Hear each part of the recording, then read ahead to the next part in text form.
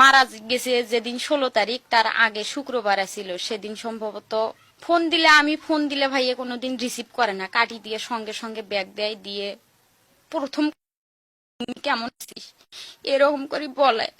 তো আমি বলি ভাইয়া ভালো আছি, তোরা ভালো আছেন? কয় কি আছি, খাওয়া দাওয়া কি দিয়ে করছিস, এরকম নিজের খেয়াল, লেখাপড়া করতে পারলি না তো হোক, আমি আমি একটা কিছু করব, সেটা দিয়েই তোর ভবিষ্যৎ গড়াবো, বা আমায় যদি নাও হয়, আমার যদি সুখ নাও হয়, তারপরেও তোর দাঁড়াবো, তোর কোনোদিন অভাব হতে দেব না, এরকম করে বলছিল। আমার অনেক স্বপ্ন আছিল, ওই ভাইয়ের প্রতি অনেক আশা আছিল, কথা বলছে আমার ভাইয়ে, একটাও পূরণ হলো না।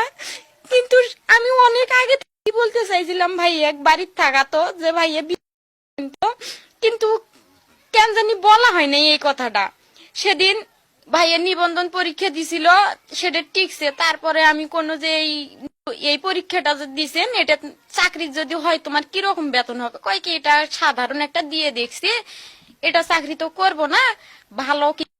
আমি তখন বলছিলাম যে ভাইয়া সবাই বিসিএস করে, এটা খুব দাম দেয় মানুষে, শোনা যায়, আমরা তো বুঝিনি এটা কি ধরনের, এটা করেন তো। কয় কি সুমি, বিসিএস মানে একটা নিবন্ধন পরীক্ষার নাম, এটা টিকা মানে যে কোনো বড় ধরনের একটা চাকরি হওয়া, যেরকম ডিসি, তারপরে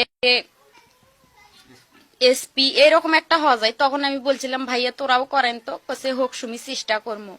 এটাই আমার লাস্ট মনের ভাবটা করতে পারছি। জিজ্ঞেস করছিলাম ভাইয়া আসবা কখন বাড়ি, বলছিল কয়দিন দেরি হবে, তারপরে যাব, বাড়িতে গেলে তো ফোন দিমু, তুই আসিস, যত কাজ থাকুক, থাকবো না তো বেশি দিন, একদিন থাকলে বা 2 দিন থাকার পরে আমি আবার চলে আসবো। ভাইয়া আসলে খাতা কলম নিয়েই আসে, একদিন থাকার জন্য আসলেও খাতা কলম নিয়ে আসে। আশা ছিল অনেক বড় হবে, আমাদেরও স্বপ্ন আসছিল এই বাড়িতে একদিন ওই ভাইয়াই আমাদের গাড়ি আনবে, আমরাও দেখবো ভাইয়া নিজে পায়ে নামবে সেই গাড়ি থেকে। গাড়ি ঠিকই আসছে, আমার ভাইয়া নামে নাই নিজে পায়ে, মানুষে ধরে নামাইছে,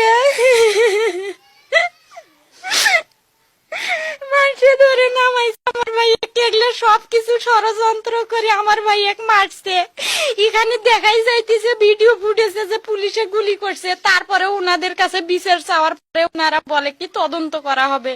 একজন মেধাবী ছাত্র কি কারণে মারা হইলো,